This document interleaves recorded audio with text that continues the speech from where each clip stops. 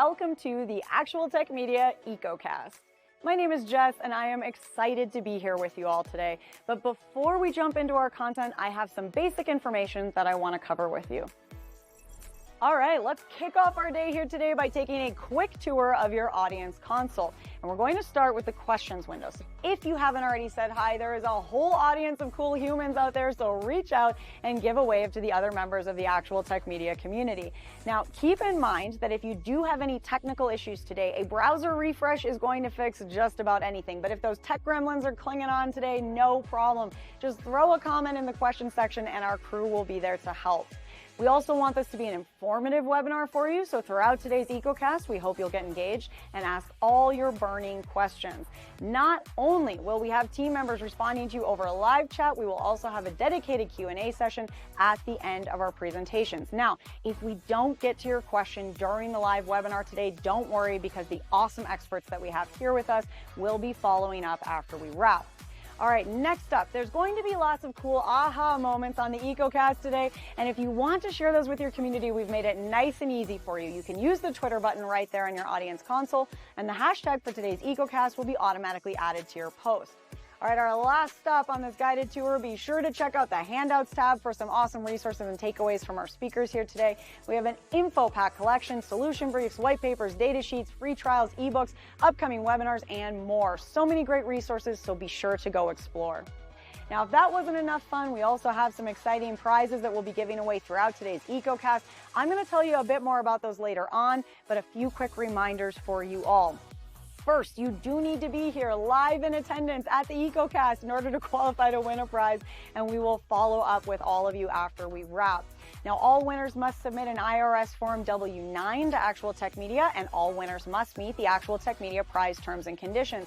Now, if you don't know what those full T's and C's are, that's fine. We've got the full thing for you. Just head on over to that handouts tab, click in, scroll down to the bottom, and you'll find them waiting for you there. Now, the absolute most important thing to remember is that we love getting all your insightful questions during these live webinars. In fact, we love it so much that we actually have a special additional prize for all you inquisitive folks out there. So in today's EcoCast, we will be giving away a prize for the best question asked in each of our live sessions. Now, the expert speakers and teams will review all questions asked after we wrap the webinar, which means that even if your question does not get read out in a live session, there is still a chance to win. If you are a lucky winner here today and you would like to donate the value of your prize, we have several wonderful organizations that we partner with. So let us know when we follow up about your big win, and we'll get that rolling for you. Again, we are so happy to have you all here with us live at the EcoCast today, and we want to keep that good feeling going, so let's connect on social media. Reach out and connect with Actual Tech Media on Twitter and on LinkedIn. We have lots of great content, and we always want to hear from you. Now, if you're looking for more awesome content and resources right after we wrap the EcoCast today, be sure to subscribe to the Actual Tech Media channel on YouTube. Another fun way to win a prize and, hey, grow this awesome community is to refer an industry friend or a coworker to the Actual Tech Media webinar series. Now, you'll find a link to do that right in your handouts tab, and you will also be automatically redirected at the end of the webinar. And both you and your coworker or friend could win a prize, and we hold those drawings every month. So be sure to refer a friend because, it could quite literally be a win-win situation. Next, we have a cool opportunity for all the decision makers out there to get connected with new and emerging tech and innovative vendors. Here's how it works. All you need to do is click on the link in your handouts tab, fill out a quick application, and the Actual Tech crew will then match you with some vendors that we think you should probably be chatting with based on your needs. There will also be fun opportunities that you get to choose to join in, like surveys, test runs, new solutions, extended demos, and so on. You'll get some chances to win extra prizes, you'll chat with great people, and you'll learn about the hottest new trends in tech. So be sure to apply, or hey, send that link to a decision maker on your team. Now, I want to take a quick minute here to remind you all about one of my favorite resources, and that is ransomware.org.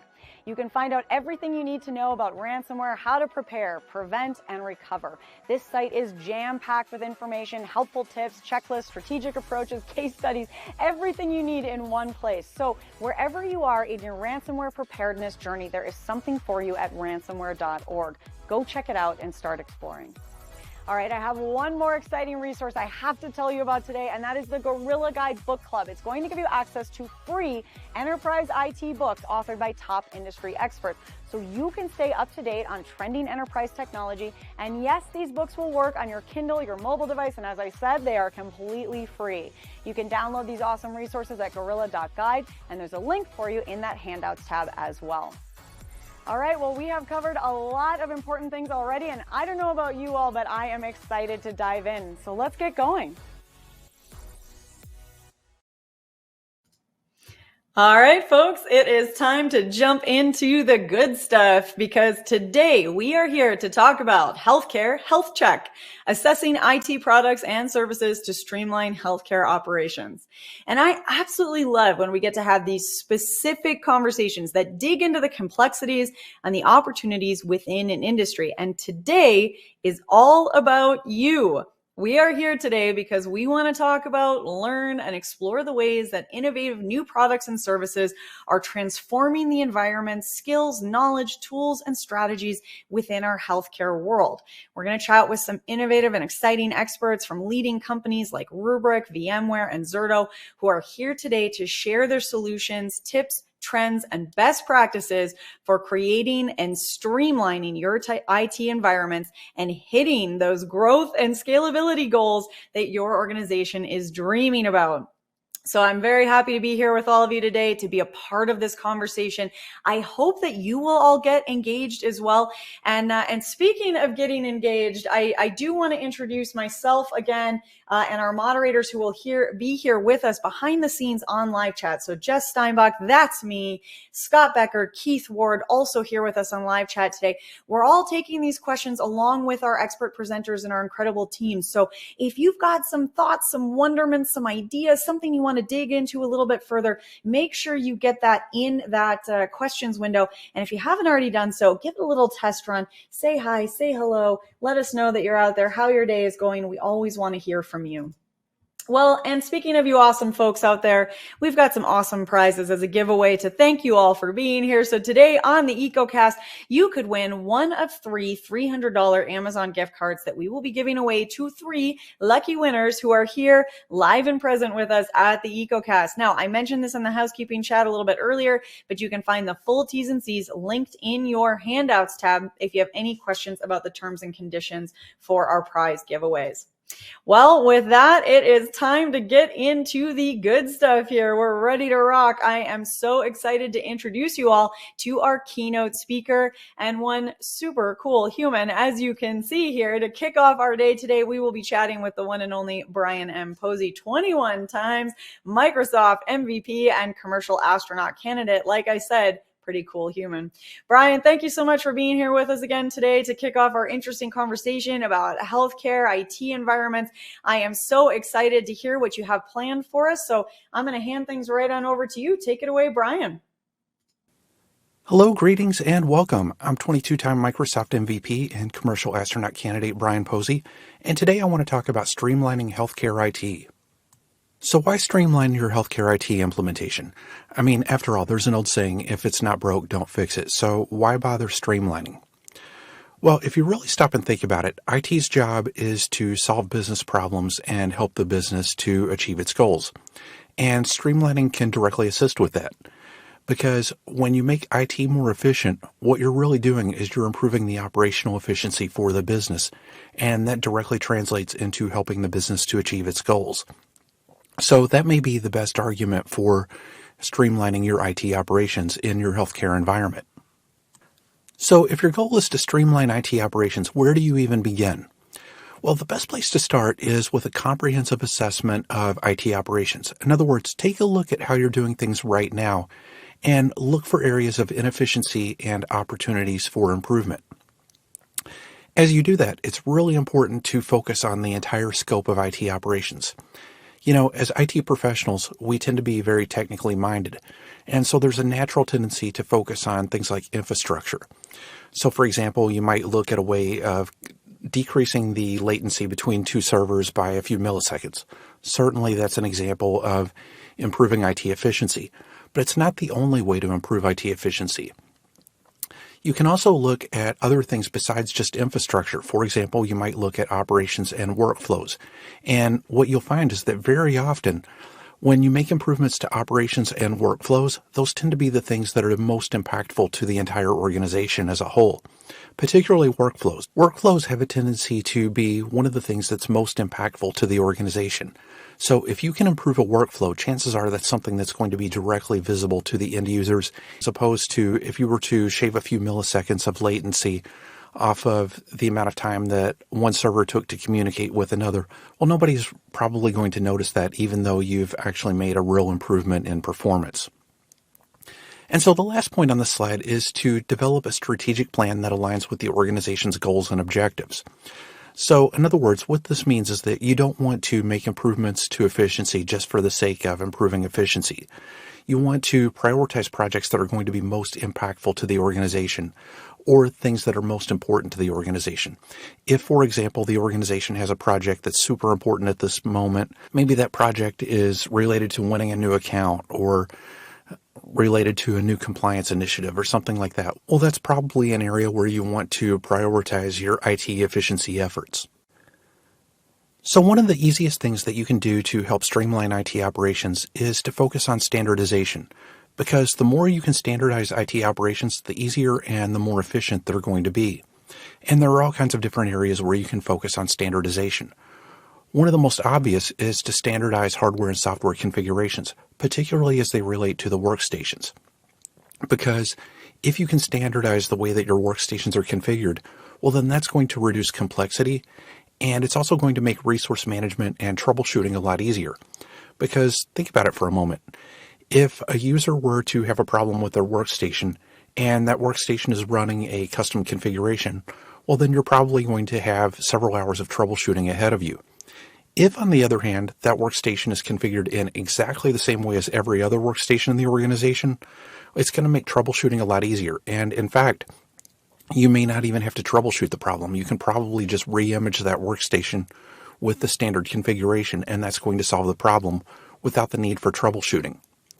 Another thing that you can do is to create standard operating procedures for all common IT operations. This not only helps with troubleshooting, but it can also help with your compliance efforts. One of the most effective things that you can do to streamline IT operations is to focus on automation. In other words, you want to use scripts or tools or whatever is available to you to automate really common or repetitive tasks, things that you do all the time, and things that are going to save people time if you're able to automate them. And there are any number of different benefits associated with automation. The most obvious is that when you automate a task, it reduces the amount of time required to perform that task. It can also help with IT burnout because you're not having people in your IT department performing the same task day after day after day. They can focus on more important things. And at the same time, automation can drive down cost for the same reason. In other words, you're not tying up an IT professional with something that can be automated. You're allowing that person to do more important things with their time. So automation is really good about reducing the amount of time that's required to complete workflows. And remember what I said earlier, workflows are one of those things that tends to be really visible to the end user. So this is going to reflect well on the IT department. And automating workflows can also help with your compliance initiatives. Additionally, automated workflows have the potential to improve security. Now, does automation always improve security? No. But if you're able to integrate security into your workflow, then that's only going to benefit the organization's security initiatives. Another thing that you may be able to do to streamline your IT operations is to use asset tracking. In other words, finding an automated way of tracking hardware, software licenses, warranties, and other IT assets. Hardware tracking has any number of benefits, the biggest being that it can help with hardware refresh planning. It might also be able to help you to identify areas where IT resources are being wasted, or areas that could benefit from additional hardware or maybe even newer hardware. And tracking IT assets can help with IT audits, especially those ones that come by surprise, and they can assist with your compliance initiatives. Hardware tracking also helps with security issues. For example, an organization that I used to work at had a problem with IT hardware theft, and they didn't even realize it at first, but eventually they started tracking their IT assets, and that revealed the theft problem. And Hardware tracking may also help you to spot unauthorized devices, which again can improve security and it can reflect positively on your compliance requirements. User training might seem like an odd thing to discuss in the context of streamlining IT operations, but user training is really important, and it's one of those things that often gets overlooked because an ongoing training program, emphasis on the word ongoing, can help to improve user satisfaction, but it's also going to help to decrease your support calls, and that directly translates to improved efficiency. And as an added benefit for healthcare organizations, if your users are well trained, then you decrease your chances of a user causing a compliance violation. So be sure and take a look at how you're training your end users, or if you're training your end users, and look for ways of establishing an ongoing end user training program. Another way that you may be able to streamline IT operations is to adopt a regular maintenance schedule, because IT shouldn't just be about fixing things when they break. It's better to be proactive and to have regularly scheduled maintenance to keep things from breaking in the first place. That's going to improve your overall operational efficiency. Additionally, if you're able to schedule things like software updates and hardware upgrades ahead of time, and you can let the users know about that schedule, then that's going to improve end user satisfaction because you eliminate disruptions such as unwanted reboots. Because we all know that those reboots can occur at the worst possible moments, and you can also keep users from being surprised by unexpected outages resulting from system maintenance. Finally, one last suggestion that I would make is to adopt a culture of continuous IT improvement, because improving efficiency once is not enough. Look for ongoing ways that you can make improvements to your IT infrastructure and IT operations as a whole. So with that said, I'm about out of time, but I hope you enjoyed this presentation, and I hope you enjoy the rest of the event. Thank you so much, Brian. We appreciate that. I know that we will enjoy the rest of the event. And thank you so much for starting it out on such a great note. I think that culture of continuous innovation is hopefully something that we're all kind of walking away feeling reaffirmed in, because, hey, that's why you're all here today, right? Is to learn some cool things and continue that ongoing sense of innovation. So, we're kicking things off on the right note there. All right, team. Well, we have a question for all of you. What we're wondering about is the time frame that you have in mind for adding new or updating existing IT solutions at your company. So again, short term, like we need to make change right away, or we're thinking a little bit longer term, or hey, we have no idea. That's why we're here today. Help us, Jess. Give us some good insight. And luckily, the answer is wherever you are in that time frame, we will have some good answers and some good insight for you. And speaking of which, I think it's about time that we get things rolling in our EcoCast today. So I'm going to move into our first presentation, and it is my absolute pleasure to introduce you all to our very first expert presenter on today's EcoCast. And we are definitely starting out on a great note, because we have with us here now Zubin Talavia, Advisory Sales Engineer at Rubrik. Zubin, thank you so much for being here with us today to get us started, kick things off. I know you have a lot of great stuff planned for our audience today, so the platform is all yours. Take it away. All right, thanks, Jess, and thank you for the opportunity to talk to you folks. What I'm going to talk about in the next 15 minutes is just give an overview of Rubrik for healthcare, what we do, what are the features we have, and how it can help protect you against ransomware attacks. So how Rubrik started was in 2014 when we decided to come out of stealth mode. What we did was we came out with a data protection solution that changed or revolutionized what was already there. Right? We made it so that it was very simple to set up, simple to deploy, and it was built from the ground up for cloud and for with security in mind. So we followed the zero trust architecture design right from the beginning. We made sure that our backups were immutable, even before immutable was a word that everybody uses now. We made sure that all our backups were logically air-gapped, so nobody had access to it unless there was only one way to get it, which was through Rubrik. And we provided features that like instant recovery, live mount, business-driven SLAs, which kind of helped customers very quickly deploy their data protection solutions across various workloads.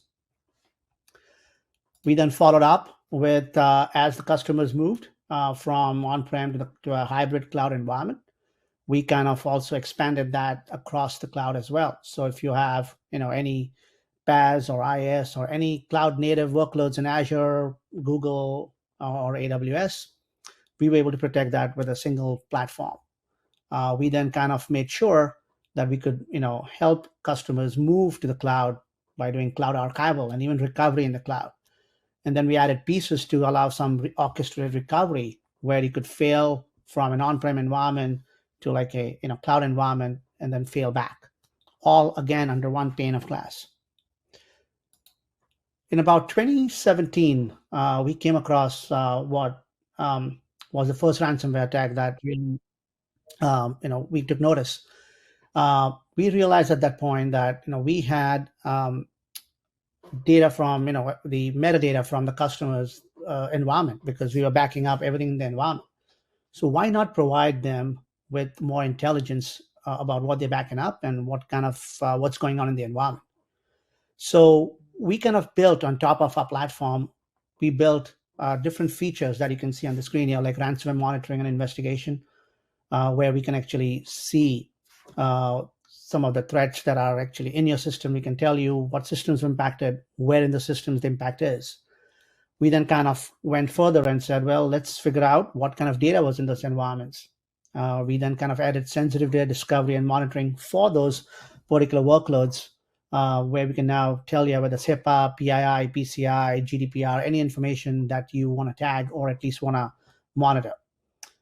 We then introduced what we call threat hunting and monitoring and proactive use analysis, where we can now scan your backups from the beginning of time for any threats using Yara rules, using file hashes, and can pinpoint very quickly which backups or which part of the data protection environment has the corrupt backup or the malware. And then we can kind of quarantine it out of the box for you and then provide you with some user analysis on what's going on in the environment. All that, again, is a part of the journey, Rubrik journey, and all under one platform.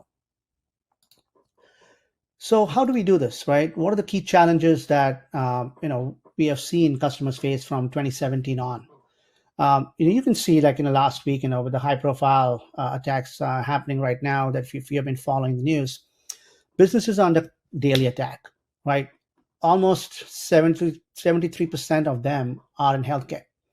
Healthcare is one of the most widely targeted, attack or landscape threat for criminal gangs. Now, you may put all kinds of network security tools and firewalls and perimeter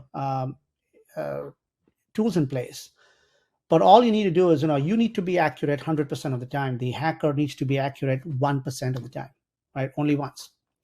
And the crown jewels in the environment is not the servers or the storage, but it's your data. And there's always that gap in protection there, right? In the past, we used to worry about, and we still do, but we used to worry about, hey, let's say if there's a fire or a flood or like a storm, and let's worry about disaster scenario or DR scenarios in that situation. But now we have to worry about ransomware attacks that happen almost daily, right? And that can bring a business down to a complete halt, as you can see happening to various other companies around the world.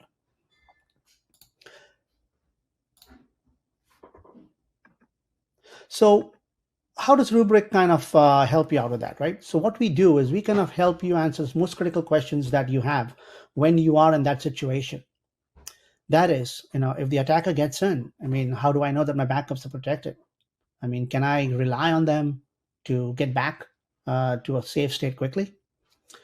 If the endpoint protection systems fails, how do we know what the blast radius is, right? How do I know what systems impacted, where in the systems the impact is? And most likely what we've also seen is this double extortion, where you get hacked, the hacker asks you for ransom for getting your data backups back, and then they'll also ask you for they'll exfiltrate your data, and then ask you for some money to not publish it. So if your data is exfiltrated, how do you know what was exposed, right? Was it something important, or was it something that you don't care about? And then most importantly is, how do you identify a clean recovery point? That's the key, right? You know that you've been impacted. And how do I go back to a spot that I can recover quickly from, and that's clean, so that I don't reinfect myself? And then can I automate this, and can I test it out? So this is what Rubrik helps you answer. And if you kind of notice the average response time to a cyber incident. It's about 21 days, right? In 21 days on an average from the time you identify it to figure out what applications are impacted. Okay, is my backup platform viable? Can I rely on it? And then what kind of data was it that I need to contact the regulatory institutions for it? Right from there to the time that I should now figure out when should I recover, right? At that point, you work with the InfoSec teams and your backup admins to recover over and over again to figure out a clean copy. That's where you spend the most time. If you don't know what's the clean point, you will spend majority of this 21 days trying to get to that point. Once you figure that out, the recovery is actually only a small portion of that. And again, all that is possible only after extensive and long hours that are worked by both your teams. So how is Rubrik unique? Is because we have this unique vantage point. We see all the critical data in your enterprise, right? If you're backing up, virtual environments or physical environments or Epic or any of EMR, EHR systems, cloud, we can kind of see all that data. Now, once we see that data, we can tell you a story about it. We can tell you which files have changed, when and where the malware entered your environment. And then we can provide you with an immutable time machine kind of a view where you can say, this is what happened. This is when I was impacted. So I have to go back and recover to this point in time. We have the infrastructure to run this investigation. So there's nothing that you're doing on your own. And we complement what you already have in terms of your network security. We are not replacing your endpoint systems. We're not replacing your IPS, IDS systems in place. What we're doing is complementing it and providing you that last line of defense. So what we do matters, right? What we do is we help boards, executives, and your teams answer these critical questions, and that you saw on the previous slides. The positive business outcomes that we're seeing across 6,000 plus customers is a reduced loss of revenue due to downtime. Because of the tools that we have, we can quickly help you recover your data quickly, which allows you to reduce the loss. You avoid the ransomware payments because you don't have to now worry about your backups being compromised or paying ransom to recover your backups. Your backups are secure because of the immutable nature of Rubrik. What we also seen is we allow you to maintain or improve your cyber insurance coverage. If you kind of go to any cyber insurance company right now, they'll ask you a very high premium for it. If you tell them you have Rubrik, it helps you to reduce your cyber insurance coverage.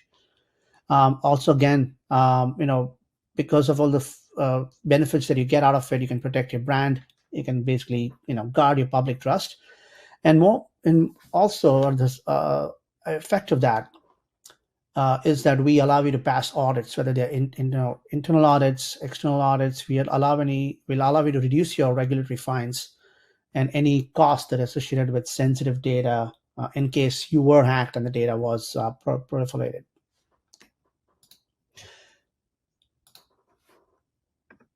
So how do we do this, right? So we have the ability to read your data from, whether it's on-prem data centers, whether it's a SaaS platform like M365 or Atlassian or any of the cloud vendors. We then provide you with an immutable air-gapped copy that is secure. We then also, on top of that, because we can read your metadata, we provide you with a time series time machine. Think of it as a time machine backup with metadata information that we collect from the data that you already have. And then it's basically in a modern data protection solution that's easy to deploy, easy and quickly to set up. We kind of help you with with things like encryption detection, sensitive data discovery, where we can actually tell you what kind of data it was, where it was, and what important data was on the systems. We can then help you with threat hunting, quarantining it, providing you with a risk assessment, which gives you like a score of where your risk profile is. So you can kind of improve it and improve your security posture by looking at that risk assessment. And then finally, we allow you the ability to recover data quickly. We provide you with different recovery options. We give you an isolated recovery environment in case you're hit by a ransomware attack and want to quickly recover and test before moving to production. We provide you with automated DR capabilities where you can fail over and fail back from different data centers. in case of a natural disaster, along with some local recovery options that are very quick as well. And all that is managed through a single pane of glass, which is our Rubrik Security Cloud, which is a SaaS platform that we provide to all customers. If you want to know more information on that, here's the link, rubrik.com/products, and you can see everything and the demos and presentations and white papers on it. So a couple of quick things before I end. A couple of examples of customers in healthcare that have seen benefits running with Rubrik is, example is Legacy Health, which was a customer that was running some other infrastructure and backup platform before. When they moved to Rubrik, what they noticed was their infrastructure and teams saw like a huge reduction in time savings. Instead of having to manage multiple servers, master servers, media servers, multiple storage devices, they were able to consolidate all into like into few appliances, which they could then reduce by having an automated policy engine and quick recovery. So that saved time by almost 90%. They had Epic Cache in their environment. They were able to back up and restore their Epic databases and thus meet the Epic honor roll requirements. And it was about at least 2 times faster than what they had seen before. With Rubrik live mount capabilities, which allows us to quickly mount any virtual machine or any SQL or volumes very quickly on Rubrik, they were able to achieve almost near zero RTOs and allow them to kind of meet their internal customer needs very quickly. One other example here is this is the Rush Hospital, which is actually a 600-bed teaching hospital.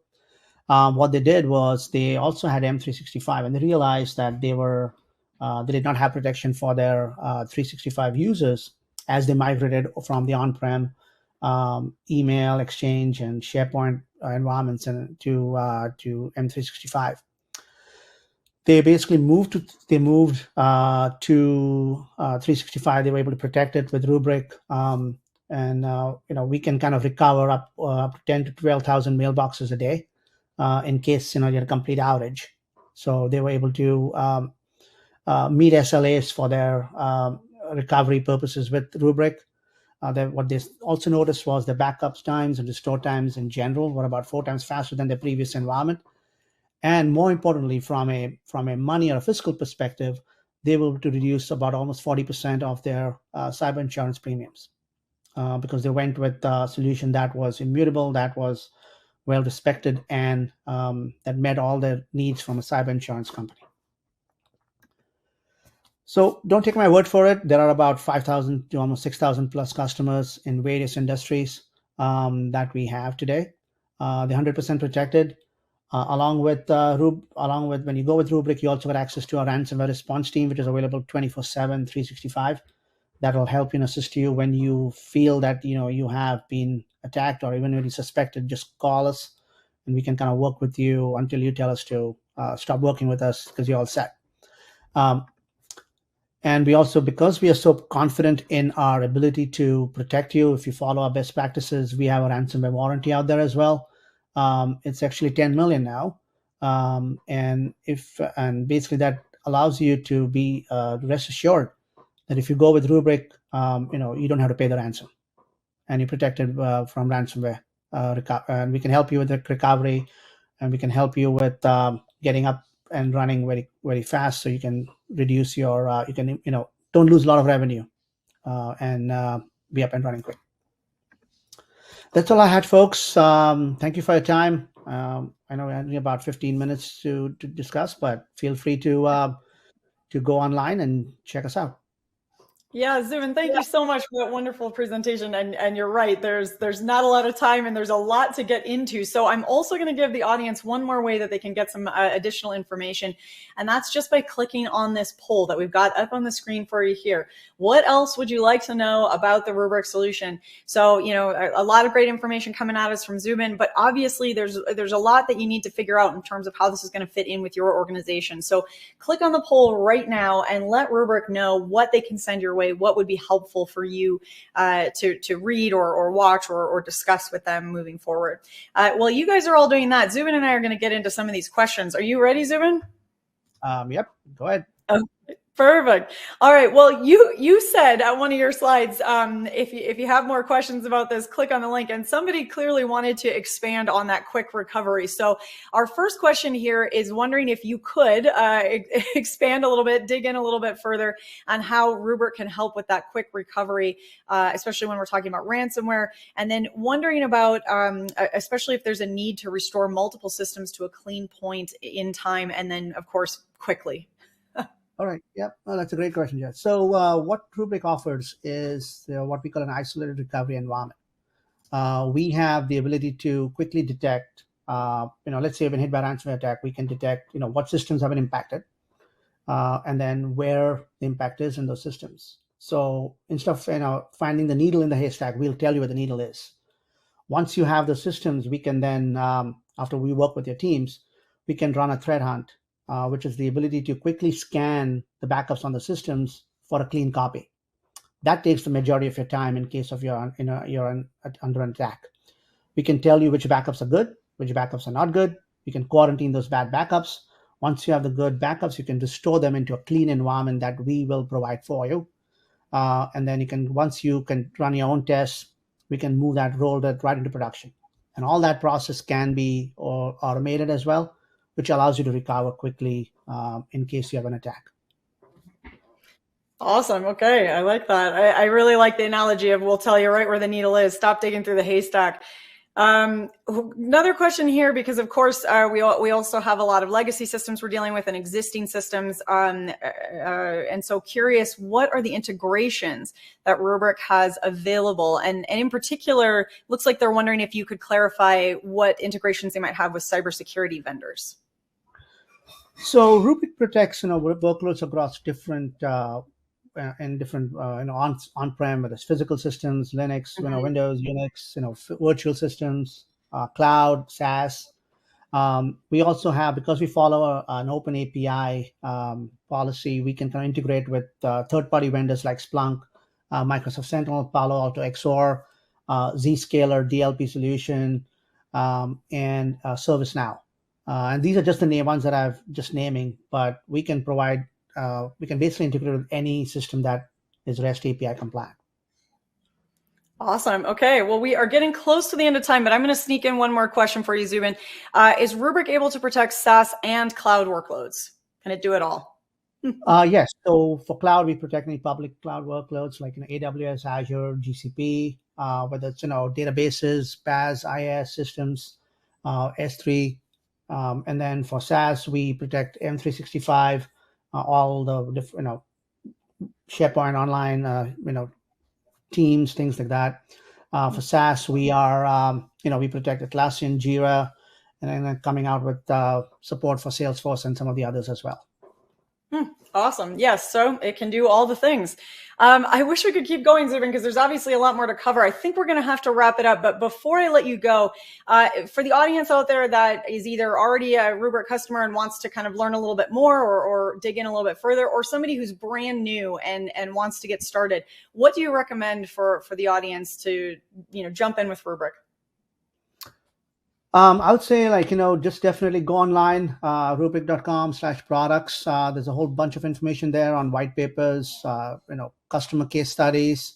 And then if you would like to try out a personal demo or for yourself, please reach out to, there's a button there that you can click on it, and then someone will contact you and help you get started.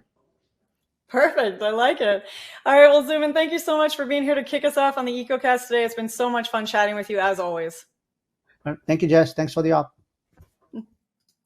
All right. And a big thank you to everyone who's clicking on that poll. Keep that up. Keep those poll responses coming. You can also keep those questions coming in. I know we didn't get to all the questions today. So if you have a question that you want to make sure that, comes into your brain as we go through our day today, just get it in that questions window and we will make sure that you get a response either over live chat or an email follow-ups as we go through our entire presentation today, because I know there's a lot to dig into and we're going to get to as much as we can. Speaking of which, I'm going to get to our next presentation in just a second here. But before before we move on, I do want to remind you to be checking those handouts tabs. Make sure you're getting all the handouts to go along with our presentations today. Rubrik has an awesome checklist, 10 steps to prepare for a ransomware attack. This is a really cool infographic style, kind of literally walking you through 10 steps to make sure that you are ready and prepared. So please make sure you've got that. Hey, go through it. And if you click all the 10 already, peace of mind. And if you don't, it might jog your memory on something you need to pursue. So make sure you've got that handout ready to rock. All right, we're going to do a quick prize giveaway and then we're going to move things along here. So we have a $300 Amazon gift card. Now, a quick reminder that you do need to be here live and present at the EcoCast in order to win. Our very first lucky winner here with us today of a $300 Amazon gift card is Amanda Robinson of Texas. Amanda Robinson of Texas. Congratulations to you, Amanda. Now, we will follow up with you after we wrap up the EcoCast today, so stay tuned. Don't forget, there's still 2 more chances to win that gift card, plus that best question gift card from each one of our sessions. Again, we're reviewing all the questions asked after we wrap, and then we will follow up with those best question winners. So keep those questions coming in, team. All right, my friends. Well, it is time to move things along. There we go. Slides are catching up with me. We are definitely keeping the good times rolling today on the EcoCast because our next awesome presenter here with us is Eric Sefcik, EUC Senior Solution Engineer at VMware. Eric, thank you so much for being here with us at the EcoCast today. We are having a great day so far. I can't wait to see what you have lined up for us. So take it away, Eric. Thank you so much for having me. It's a privilege. So my name is Eric Sefcik, as Jess said. I've been with VMware about 7 years or so. I'm on the healthcare team, and I wanted to give you a little adaptation, if you will, from our VMware Explore conference. So this session is about best practices for managing devices for frontline scenarios. So I've got about 20 minutes with you, so let's just jump right in here. So really the top 3 use cases for, frontline workers, we're dealing with corporate owned devices, interactive, kiosk or digital signage devices, and then corporate owned personally enabled, which we call COPE devices. And these could be, anywhere from consumer devices, obviously corporate devices, rugged devices, things like barcode readers and Zebra devices, things of that nature. So not just, traditional consumer phones, iOS, Android, it could be really a mix of anything out there on the market. If it has an operating system, more than likely, VMware Workspace ONE can manage it. So we'll dive into each one of these use cases as I kind of go on here. So, kind of talking about, corporate owned devices, it's really a mixture of single user versus multi-user. Single user, typically it's assigned to one user. The experience is persistent. Multi-user, obviously, you've got, multiple users that are checking in and checking out those devices, and the experience can really change based on the user and the role. But when we're talking about the types of devices, predominantly it's going to be, Android and iOS, operating systems, although we do manage other platforms as well, within the Workspace ONE. But on the Android side, we typically recommend to deploy in what we call work managed mode. This gives you the most control, the most MDM controls that you can push down to the devices. And really the experience is, either the default home screen experience where we're pushing out apps and profiles, or we have a product called Workspace ONE Launcher. So this is, and I'll get more into this as well throughout the presentation, but this is a VMware created product, if you will. It provides a very consistent experience across the board where this launcher has embedded applications. Think of it as a container, an application within that container, where you have a single app or multiple apps. So it's a very consistent across the board for the end users. There's no guessing in terms of, which apps are deemed worthy for production and what have you. On the iOS side, it's treated a little differently. So we recommend to deploy in supervised mode. Again, you've got the default home screen experience, but we can also customize the home screen layout as well as part of a payload or a profile that we can push down to those devices. So, and on the multi-user side as well, we, still the launcher mode, we've got that ability as well. And then we have a thing, what we call shared iPads for business. And I've got a demo. I'll show you that here as well. So just go ahead. we'll dive in here and go on. So Workspace Launcher, as I explained, it is created by VMware. Again, think of it as a container that has, embedded applications. You can also lock down the device as well. So think of a kiosk device where maybe the device is not manned, or you walk into a doctor's office and you have to sign in as part of that, that tablet, if you will. They don't want users, exiting out of the browser. They don't want them, changing Wi-Fi settings or Bluetooth settings. So we can lock that device down to where you cannot alter that device in any way. We can customize the background with, corporate branding, wallpapers, and then of course enable it, for check-in, check-out. And I'll show you what that looks like here as part of a quick demo. So the Workspace ONE Launcher, this is what it looks like.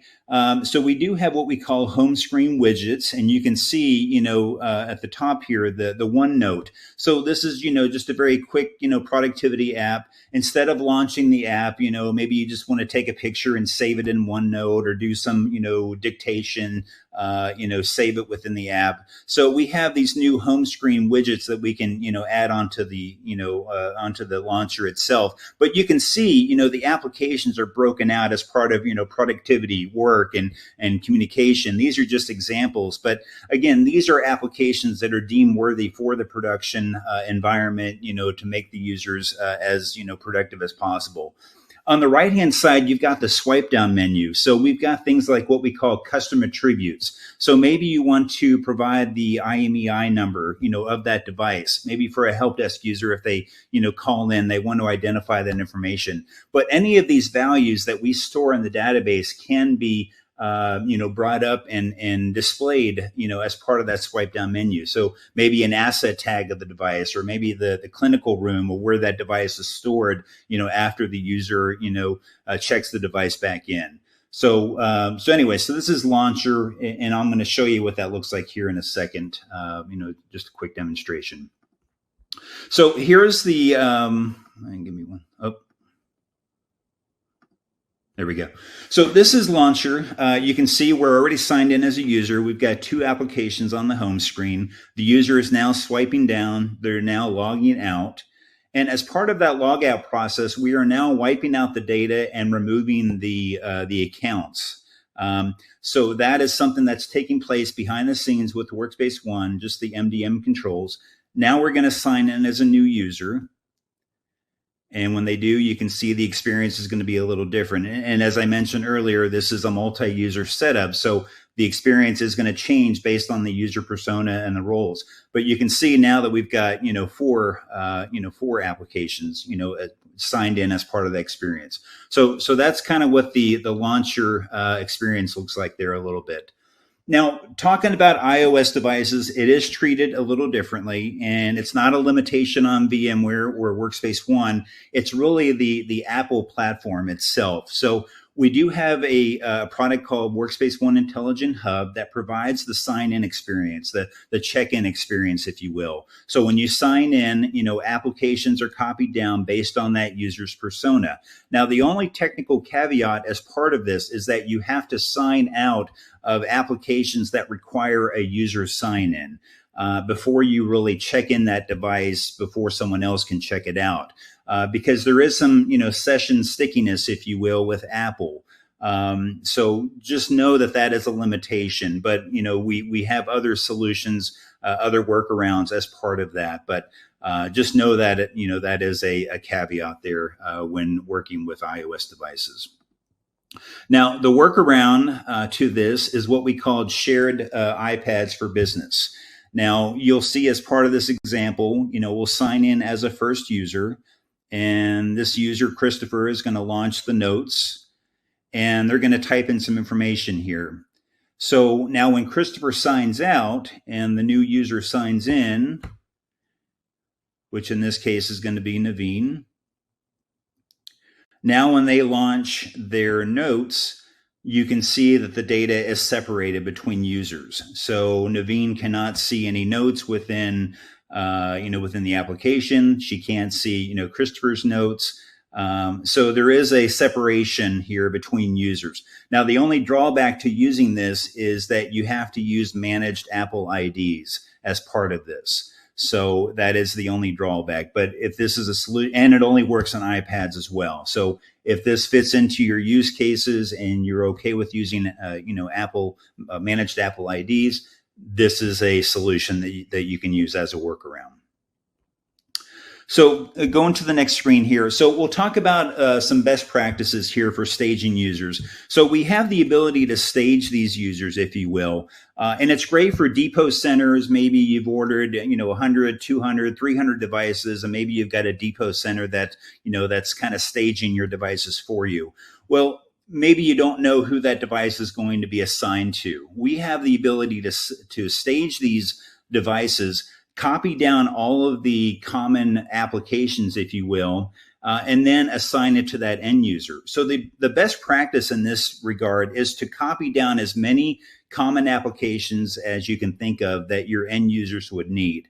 And then when that user signs in, if there's any additional app or a unique application that they need, only that third application in this example would be copied down. So you're saving the time that it takes for that user to sign in. They're not waiting for all these applications to copy down because they've already been copied to that device.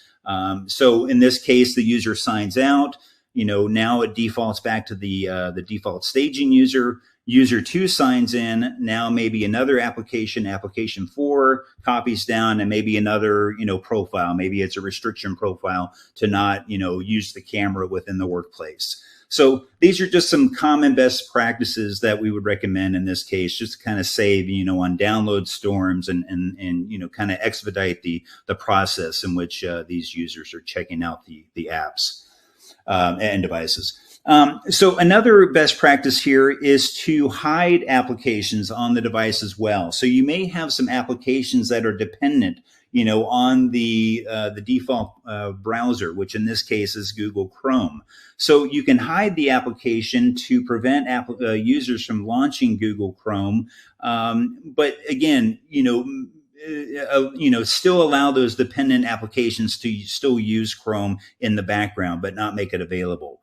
Another tip is to, like I said, install every application that you can think of that users would need. And then as part of that sign-in process, hide and unhide these applications as well, to where you don't have to copy down applications. Maybe you're in a remote site, and maybe that site doesn't have access to the internet, if you will, to where they can go out to the Google Play Store or Apple Play Stores and download the application. So by hiding and unhiding the applications, you can really expedite that check-in process.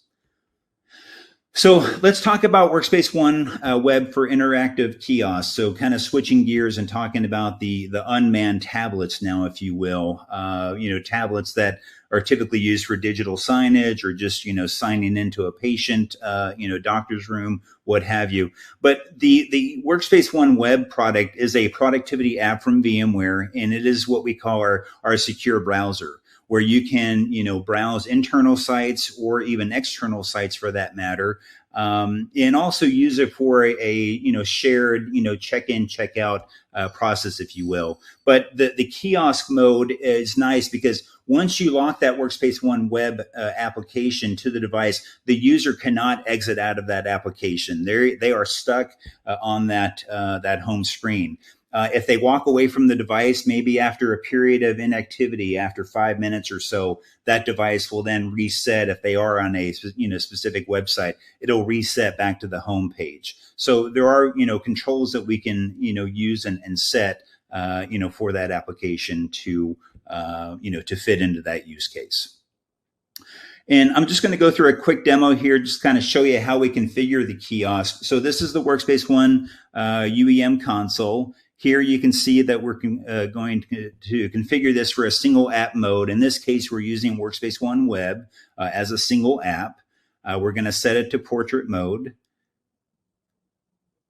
And then here we'll type in an admin password. Now the admin password is used for like break fix teams, if you will. If they have to go to that, device and exit out of launcher, they have that passcode. But you can see we're now in Workspace ONE Web. If we try to exit out of the application, it forces you there. And then again, after a period of inactivity, it will, take you back to the home screen.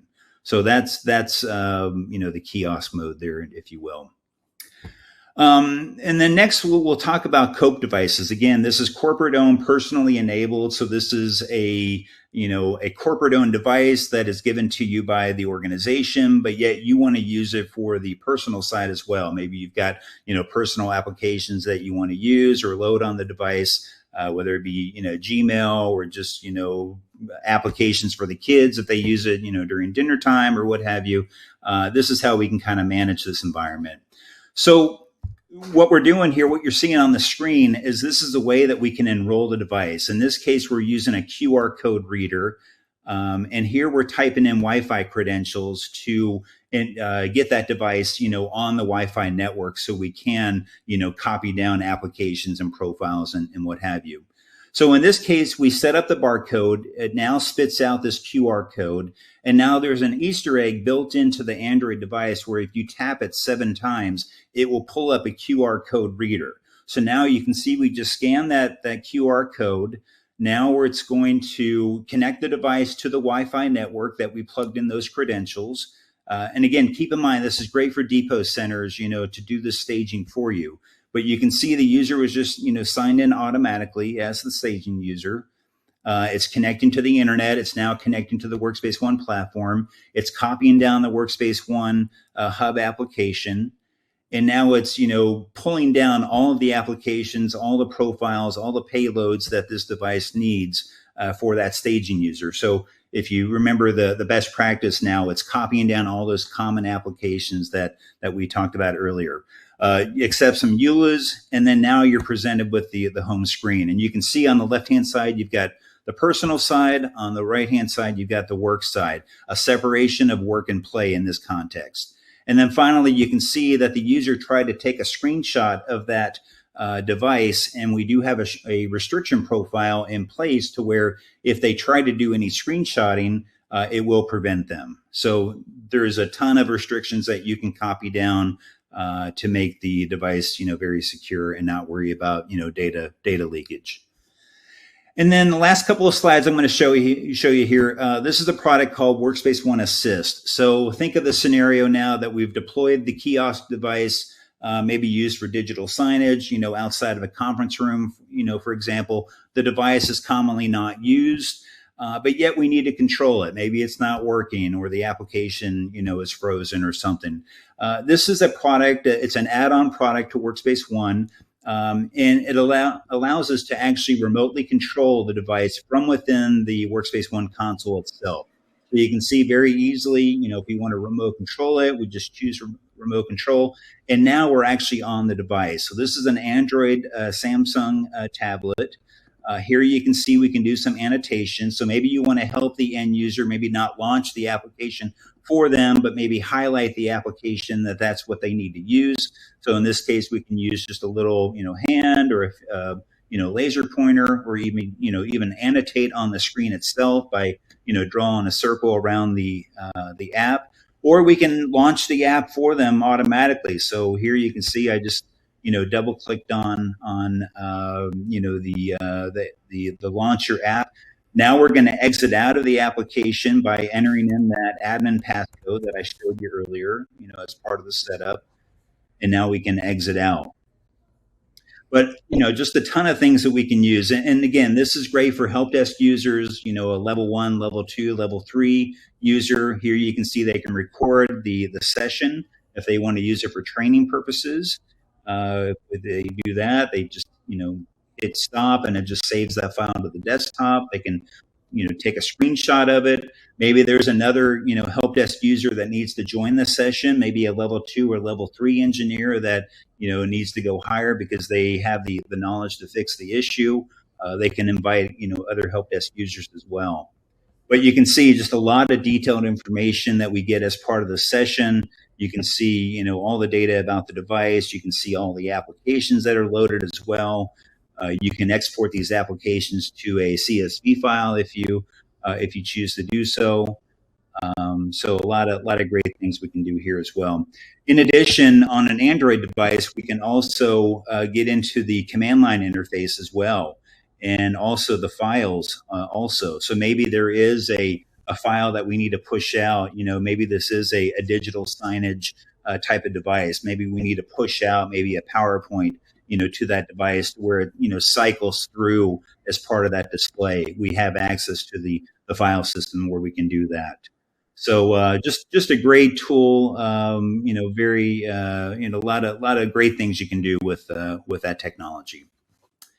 And then my last slide here, we're just going to talk about just a great emerging technology called, extended reality headsets, virtual reality, augmented reality. Just know, that we can, support these devices just like we can anything else. If it has an Android operating system on it, we can enroll it just like we do anything else.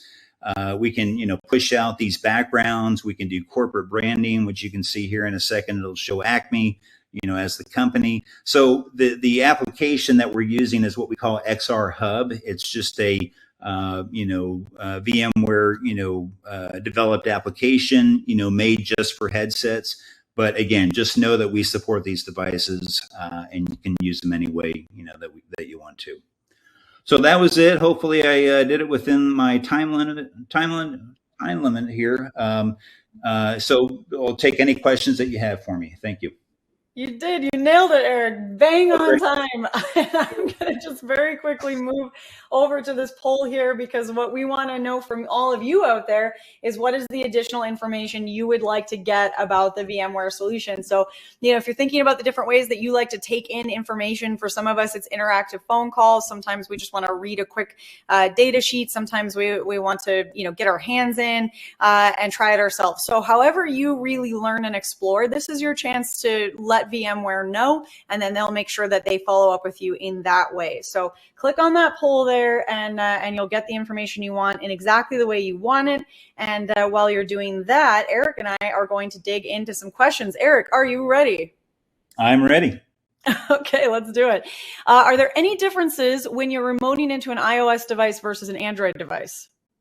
Yeah, that's a great question. So yes, there are differences. And now keep in mind, the major players in the market being Apple and Google, they're huge on privacy concerns. So as a result, each respective vendor and platform really treats those controls differently. So for example, iOS, which we didn't show in the demo today, there is no remote control available on that platform like what you saw with Android. There's only a remote view session where you can remotely view the device, but not take it over.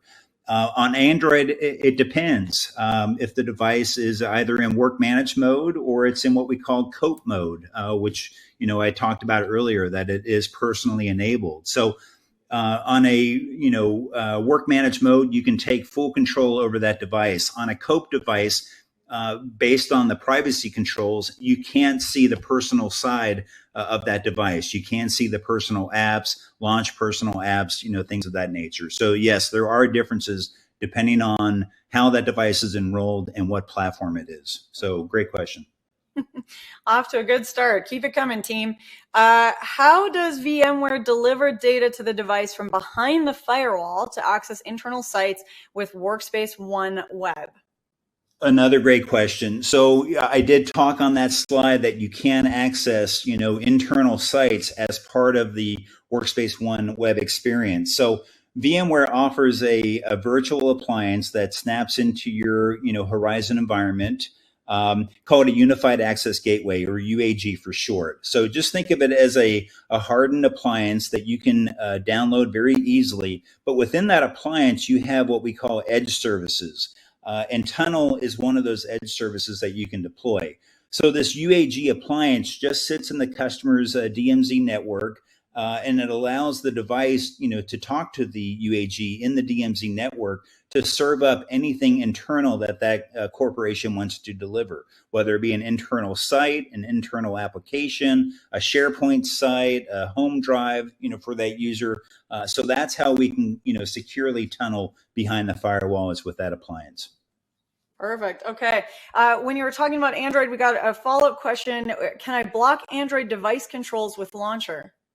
You can, yeah. So So again, think of the kiosk mode, which I showed you earlier. Again, maybe you don't want to have users, go in there and alter the Wi-Fi settings or the Bluetooth settings. Maybe you just want to allow them to turn the volume up, turn the volume down, adjust the screen brightness. So yes, there are a number of controls that you can put in place with Launcher to lock it down as tightly as you want to, or give the end user as much freedom as they want to on that device.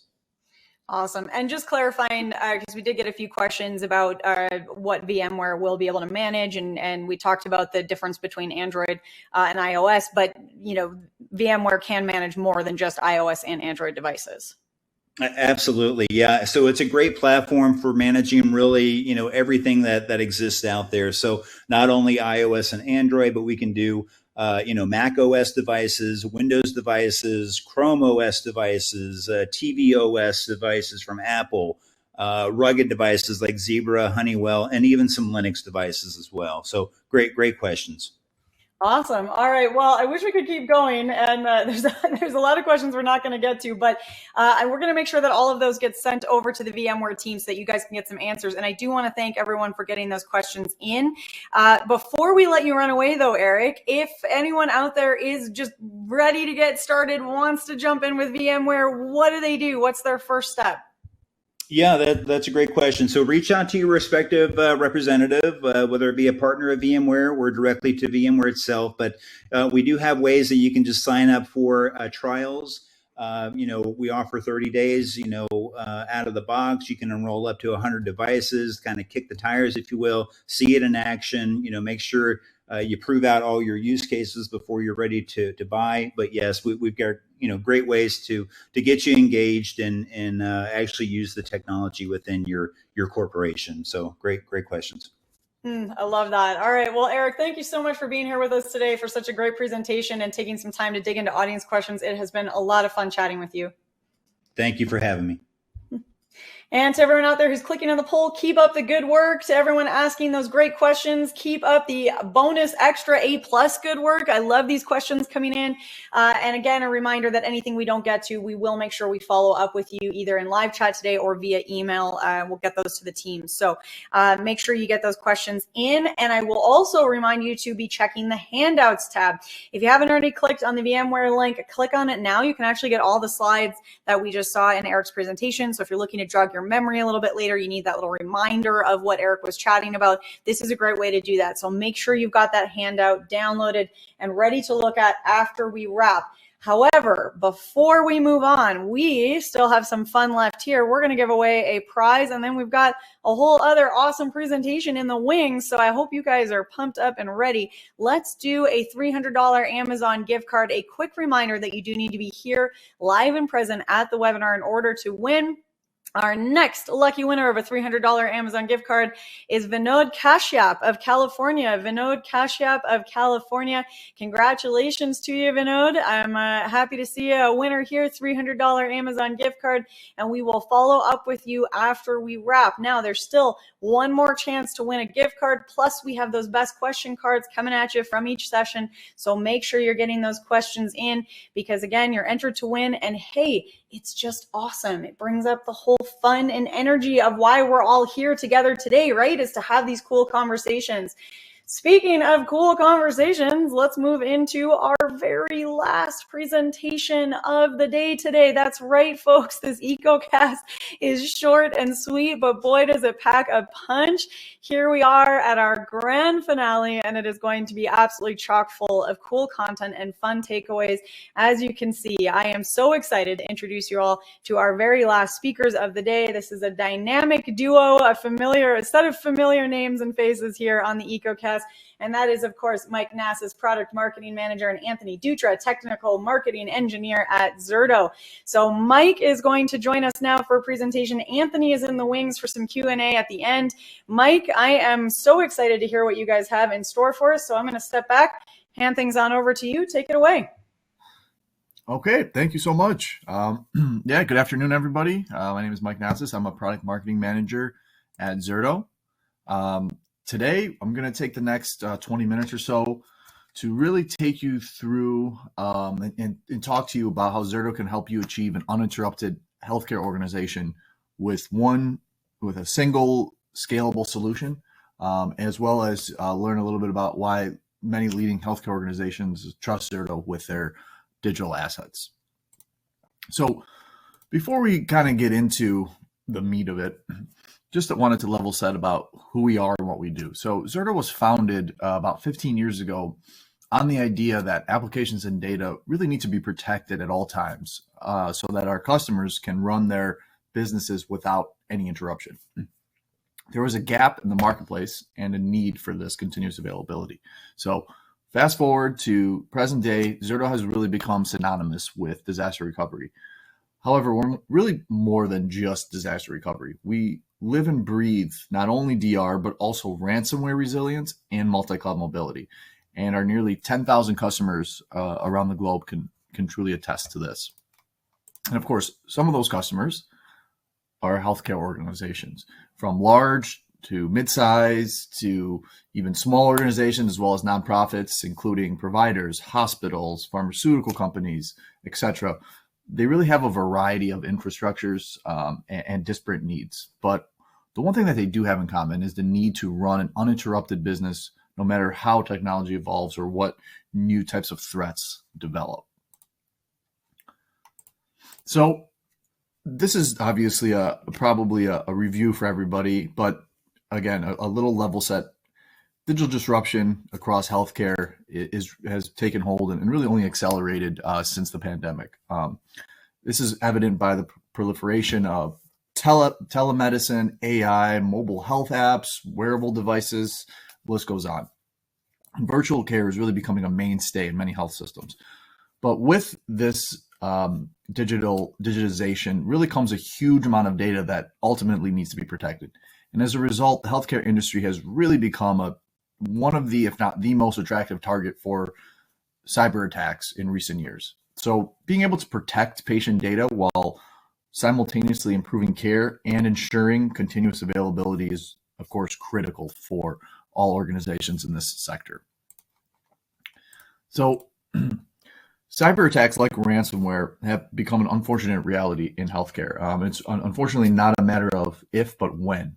And it's really only getting worse. So there was actually a 74% increase in cyber attacks and healthcare organizations around the globe last year versus the previous year. And that number is even higher when you look at just US-based healthcare organizations. So these are obviously huge numbers and a little bit of a concern, to put it mildly.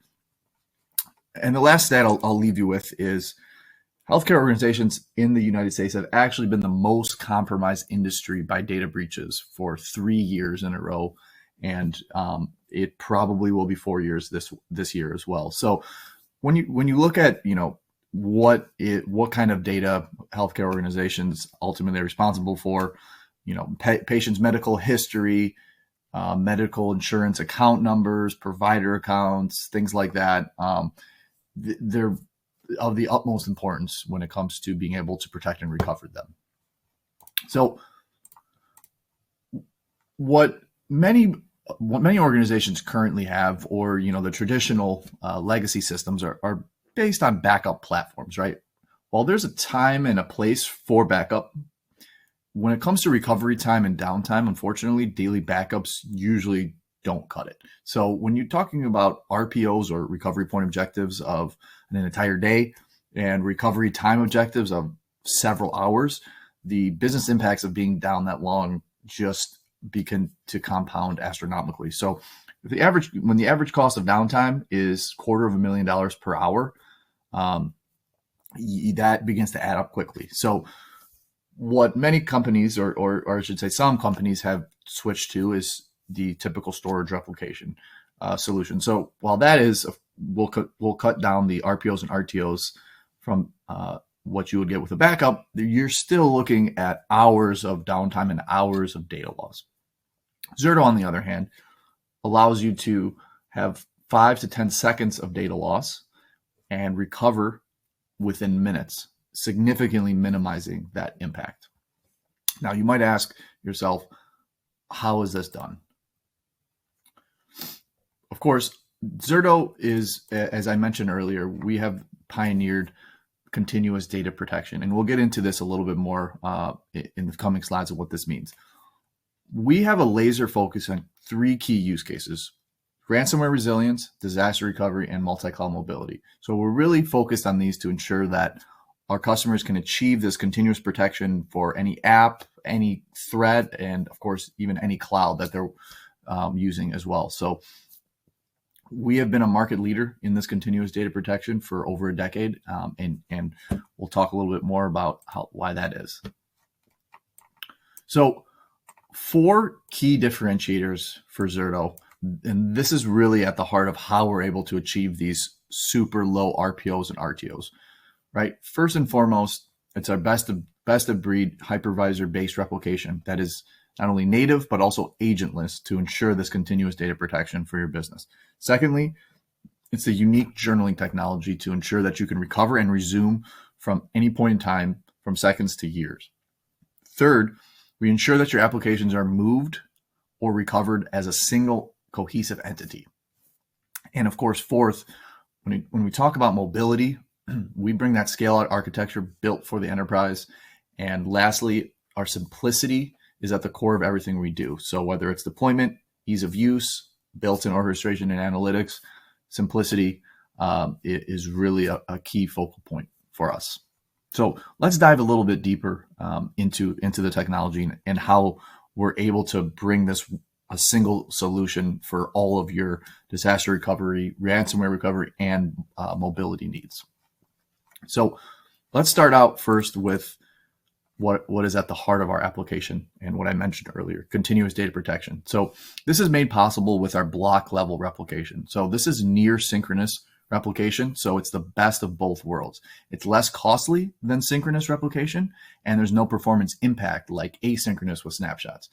And because we sit at the hypervisor level and we're software only, we can be hardware and storage agnostic as well. So you're able to simply set it up, replicate, and it's always on to keep you always protected. Now, one of the other unique differentiators for us, and this is actually a new functionality, we have real-time anomaly detection. So with our detection, we're not waiting until the point of backup or after a backup is complete. We're doing it as the encryption happens to be able to detect the anomaly within seconds, allowing your team to take action. So from the initial moment of impact, you're going to get an alert, and administrators can assess and determine maybe this is a false positive, or maybe there's something actually going on. And because it's on a VPG, virtual protection group basis, you're going to be able to identify the quote unquote blast radius very easily as well. So in a real life scenario, one certain set of applications may become infected, while another set aren't, or at least haven't yet. So what you'll be able to do is only recover the infected ones. So it's not an all or nothing. You'll be able to pinpoint those servers, those VMs. These are the ones that I need to restore, and these other ones are okay. So part of what makes the CDP with Zerto so powerful is the unique journaling capabilities we have. So just being able to capture a write or an IO doesn't necessarily mean you have true CDP. It has to be paired with a dynamic, hyper-efficient journal. So the Zerto journal actually tracks every single change made in your application or on your server, and it logs these as checkpoints every 5 to 10 seconds, even when you have hundreds or thousands of servers. So this journal can actually store the change data for 1 hour up to 30 days, and it offers this unmatched granularity when it comes to recovery. So let's say you get hit with a ransomware attack at 10 o'clock, you can actually rewind back to 9:59 and 55 seconds and essentially completely mitigate that infection. So that's really the power of the Zerto journal.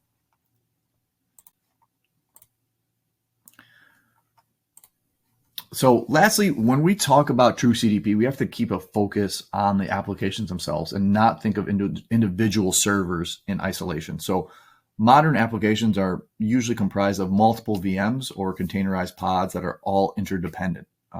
So legacy data protection really makes your life harder because it offers restore points from inconsistent points in time, extending your RTOs and really just complicating recovery.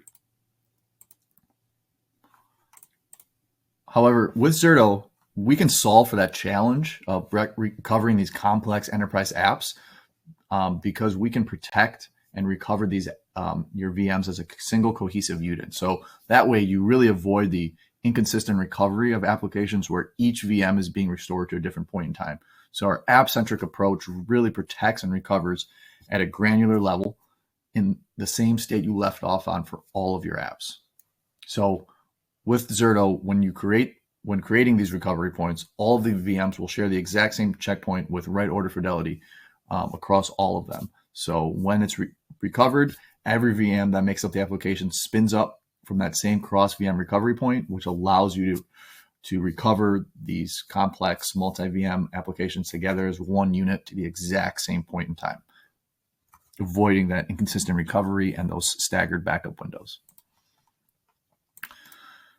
Now, the simplified recovery that I just mentioned here is powered by a built-in orchestration engine. So it's not a separate product that's been bolted on top.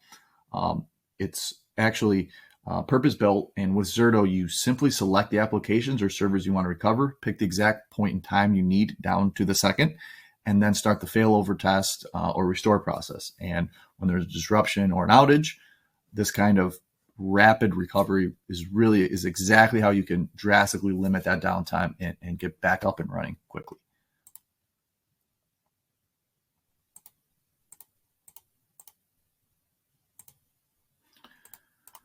Now, we pair that orchestration engine with automation extending from start to finish, top to bottom. So we make it very easy to deploy right in your environment. We allow for auto protect, which lets you protect application components as a whole. Additionally, we're able to scale and grow with your IT and business needs because of our flexibility. And lastly, one of the neat features and really unique differentiators for us is we give the power and we put the power into the developer's hands. So developers can actually create internal processes using our open API to integrate with us and do things like automate deploying a VPG and more. Now, let's talk about some real life scenarios. So we just mentioned and we just went through some of the Zerto technology. Let's see it in action. So one of the ways in which our orchestration and automation really comes alive is with failover testing. So our customers are really dramatically reducing the time it takes to do testing, as well as the complexity involved and the resources needed. So not only do we deliver this one single simplified solution to streamline your needs, but on top of that, we can also deliver this non-disruptive testing with far fewer resources than what you're probably doing right now. So one example of that is actually from a customer of ours, Care First Blue Cross Blue Shield, health insurance provider. So before Zerto, they had 6 testing resources that they were using. After Zerto, they trimmed that down to just 1. Another example is HCA Healthcare, an owner and operator of healthcare facilities. They went from 23 testing resources to just 6. So we are able to deliver this non-disruptive testing and the ability to do it anytime, even during business hours, which really helps to free up IT staff to focus on other priorities. So when we talk to customers about all the advantages that we've just gone through, top of mind is always where they can achieve this, right? So we have customers running disparate platforms, multi-cloud environments where continuous availability is critical no matter where their applications and data reside. So this is really another key point to where Zerto can add value by unlocking this true hybrid cloud resilience. So while some customers are completely focused on private cloud, others are more engaged with our managed service partners, and others are really ramping up their public cloud usage. So no matter where you fall in this, or of course, with the Zerto for VMware as well. So wherever you are in your cloud journey, Zerto can help you minimize that data loss and downtime. So we can help you move to, from, between clouds, and even out of the cloud if you decide to come back. So Zerto is really distributed. It's DR distributed from edge to cloud. And when you think about those cloud models, right, whether it's SaaS or IS or any others, there's really a number of use cases that instantly become relevant. So DR to the cloud, for example, is a great way to get an offsite target and kickstart a cloud strategy. So once you're using the cloud, there might be a need to migrate up there altogether, or as I mentioned earlier, even migrate out if your strategy changes. So and then once you're inside the cloud, we offer orchestrated, highly scalable DR for born in the cloud instances and migrated workloads.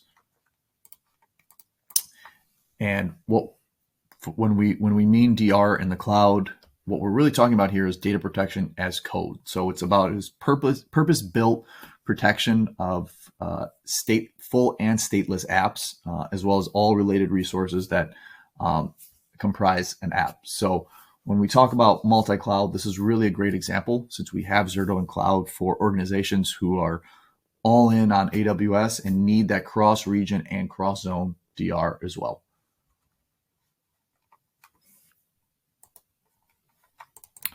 Now, lastly, it's worth mentioning one of the advantages we have when it comes to hybrid cloud is the power of HPE behind us and what you get with the HPE GreenLake platform. So for those of you who don't know, Zerto joined the HPE family almost 2 years ago now, and HPE's SaaS platform, HPE GreenLake, is unlocking data protection as a service across both backup and DR. So we have HPE GreenLake for backup and recovery, which offers a simple solution for reducing your backup storage footprint and complying with your compliance needs, long-term retention, etc. And we also now have HPE GreenLake for disaster recovery, which is powered by Zerto's technology to really bring our leading CDP to the GreenLake cloud platform as well. And the easy, fast deployments that I've mentioned are really all about accelerating time to value and eliminating any barriers to getting your applications protected. So we actually have one biotech company who was up and running and replicating 1,500 servers in about 3 weeks. So they're able to leverage our advantage with, again, being software only, and the way that we can rapidly scale out to start getting you those extremely low RPOs and RTOs. And in their case, it's single digit RPOs across a multi-cloud deployment of 1,500 VMs. So that's huge. And part of the reason that customers can get up and running so quickly and then adapt as things change is that our flexible architecture really enables this very wide range of configurations and deployments.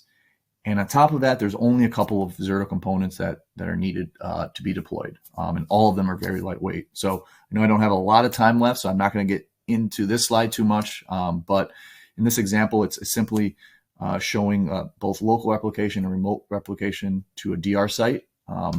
So it's showing how we can be storage agnostic, and we can push off to the cloud an immutable copy as well, and things like that. But really the crux of this is we have very few lightweight components to deploy and a very flexible architecture, which enables this ease of deployment and flexibility to change. And finally, the replication and journaling that we've been talking about now for the last 20 minutes or so is all really easily reported on in a variety of ways. So we give you complete multi-site visibility through Zerto Analytics, which is our SaaS solution that's included at no additional cost. So there are ready-made reports to help you stay compliant, including for regulations such as HIPAA, GDPR, etc. So you can also view the protection and recovery status of all of your apps, tracking both protected and unprotected servers. There's also forecasting tools and many more things. So again, this is included with Zerto, with your Zerto license. And before I wrap up, just wanted to go through one more customer example here, one more use case of a customer using Zerto. So HCA Healthcare, I mentioned them a little earlier. Again, they're an owner and operator of healthcare facilities across the country. they were able to reduce their disaster recovery solutions that they were using from 4 to just 1, just us, which saved them $10 million in expected environment costs to scale previous solutions. And they were able to reduce their RPO or their RTO from 4 days to just 2 hours. I mean, that's it's hard to put that into words. And then finally, again, testing resources, again, were also streamlined and reduced from 23 that were needed to test to just 6, just allowing those IT admins and managers to be freed up to work on their other more pressing priorities. So if you take away one thing from today's presentation, I really hope it's this one slide. We can resume operations at scale in minutes, allowing you to recover to a state seconds before an attack or disruption, all while being able to de-risk your recovery with blazing fast, non-disruptive testing that you can do at any time. And with that, I would love to invite experience what all that Zerto has to offer with an array of resources and tools at your disposal, whether it's a live demo that you can do, a hands-on lab that you can conduct from the comfort of your office or home, or learn a little bit more about what we have to offer for the healthcare industry by visiting our healthcare webpage, or a little bit more about Zerto for ransomware. We're really excited to offer all these resources so you can learn a little bit more about Zerto firsthand before making your decision. All right, Mike, thank you so much. What a great presentation. And I know we've got Anthony on with us now. We're going to jump into some Q&A. Before we do that, though, I do want to make sure everyone is aware of that poll question that we have up on the screen for you. What additional information you would like to get from Zerto?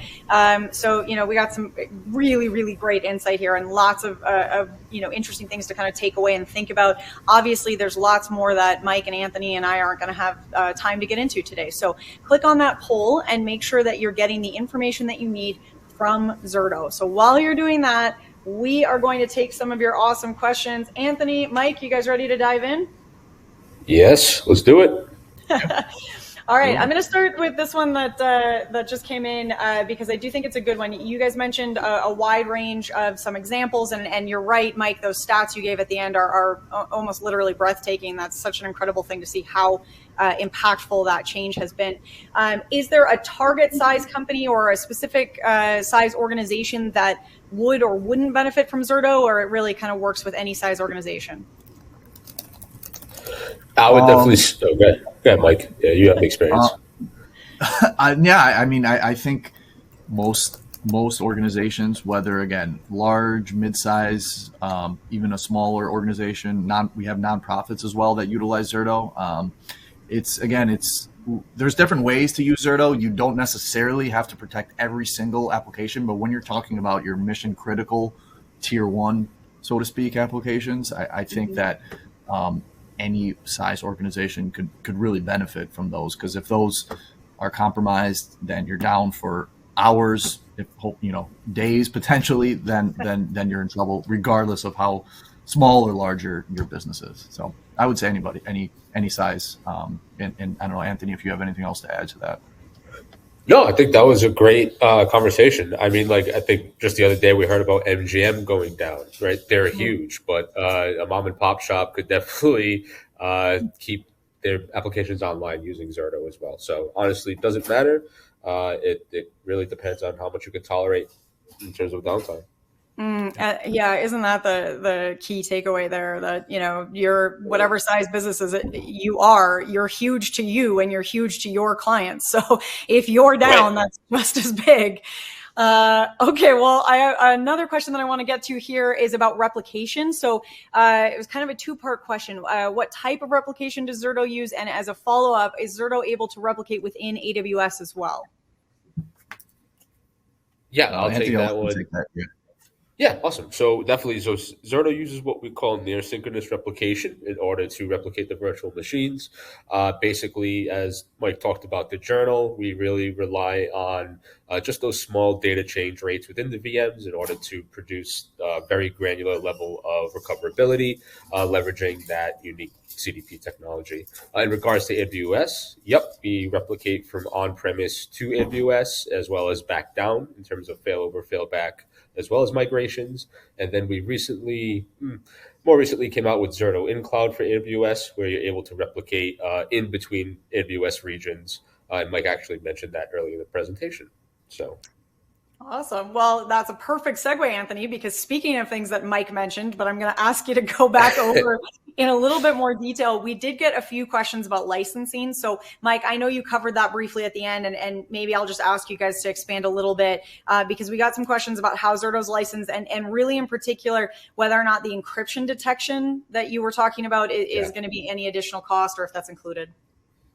Yeah, no, so that's actually part of the full Zerto licensing. So not an extra cost, not an extra feature, or nothing that you would have to worry about paying for. Zerto is licensed pretty much in a couple of ways per subscription or per VM, right? A certain amount of virtual machines that you want to protect between all of our different sites. We have that licensing model. And then in the cloud, we actually, for Azure and AWS, are in their marketplaces. So if you're looking for replication between regions with Zerto, with those products, you can just go to those respective marketplaces and click a button to download us. So multiple ways. Nice and easy. Okay, well, guys, I wish we could keep going with this because there's a lot more questions and a lot more to get into, obviously, but I think we're going to have to leave it here. Before I let you both go, though, if you wanted to give, and Mike, you gave us a bunch of links kind of at the end there. If you guys had a first step to getting started with Zerto, what would you suggest that first step? Oh, Mike, I'm going to hijack it and say, go to the hands-on labs. I know the guy who operates those. They're very good to get your hands dirty. You want to see Zerto for free and use it. See how it works. See the near-second RPOs. Go ahead and sign up for those and give them a try. I think that's awesome. No better way than getting your hands dirty. I appreciate that. Mike, any last thoughts from you as well? No, that's it. The labs. And again, since it's everybody on here, this is, a healthcare focused webinar. I encourage you to check out the healthcare landing page that we have on our Zerto site. Learn a little bit more about what we can do for healthcare organizations. There's even more case studies, white papers, things on compliance, things like of that nature. So I would say that would also be a good place to start as well. That's awesome. And we actually have a data sheet in the handouts tab right now that's very specific to how Zerto can help you deliver that uninterrupted healthcare service, which obviously is what we're here to chat about today. So Mike, Anthony, I want to thank you guys once again for coming back. It's always so much fun getting to chat with you guys. It's been an absolute pleasure. Cool. Thank you. Thank you. All right. And to everyone out there who is answering that poll question, getting some info back over to Zerto on what kind of follow-ups you would like, keep that coming. If you do have those questions still kind of burning a hole in your brain, get those in. We probably won't have time to get back to them on live chat today, but we are going to make sure that they would get to the Zerto team. So get those questions in and you will get responses back.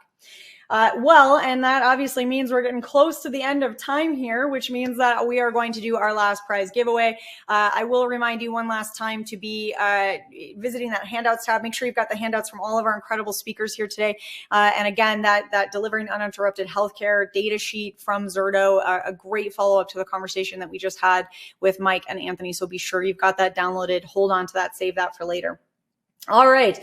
Our very last prize giveaway for someone who is here live and present at the EcoCast. And that someone is Rustam Abdurrahmanov. Rustam Abdurrahmanov, you have won a $300 Amazon gift card. Oh, if you're from Idaho. If you're a different Rustam Abdurrahmanov, you have not. But if you're Rustam Abdurrahmanov from Idaho, you have won a $300 Amazon gift card.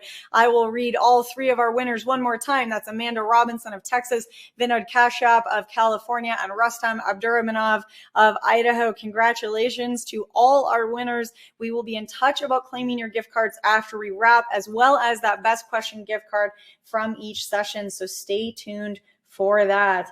All right, my friends. Well, you know what that means. We are getting close to the end of time, which means I will once again remind you all, if you've been on these before, you know what I'm about to say, that this is a pretty fun conversation. We like hanging out with all of you.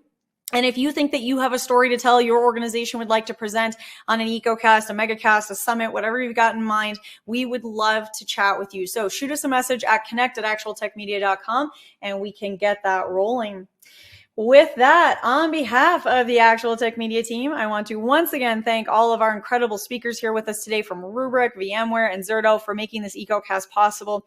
But most of all, and as always, a big and special thank you to all of you for attending and for asking some great questions, clicking on the polls, downloading those handouts, just generally participating. I had so much fun with all of you today, digging into some of these specific opportunities and challenges that are on the table when we talk about the transformation in healthcare IT environments. There are some seriously cool opportunities out there, but there are also a whole lot of challenges. And that's why, if that balance starts to tip a little bit more into the scary side of things rather than the exciting and fun side of things, we can come back to these sorts of conversations, because the difference between that fear side and that I got this side is often knowledge, understanding, tools, platforms, and knowing that you have the right services, tools, and platforms for your organization because you've put in that time, that energy. That starts with conversations just like the one we've had here today. So I'm so excited that you were here to have that conversation with us. I hope you've gotten some interesting ideas and tips, maybe feel a little bit more ready to tackle some of those streamlining changes that you've been dreaming about at your organization. But as I always say, most of all, I hope you had fun with us today. That's the best. Before you take off, I want to make sure you mark your calendars and come back to join us. We have an EcoCast on Thursday, September 21st. That's this week, Thursday. Optimizing data and apps on cloud, hybrid cloud, and on-prem. Optimizing data and apps on cloud, hybrid cloud, and on-prem. All the things. And that'll be featuring Nutanix. So you know that's going to be a great conversation. Be sure to come back and join us Thursday, September 21st, 12 p.m. Eastern, 9 a.m. Pacific. All right, my friends. Well, I hope we'll see you on Thursday or another webinar again soon. And until then, I hope you have an absolutely beautiful end to your day.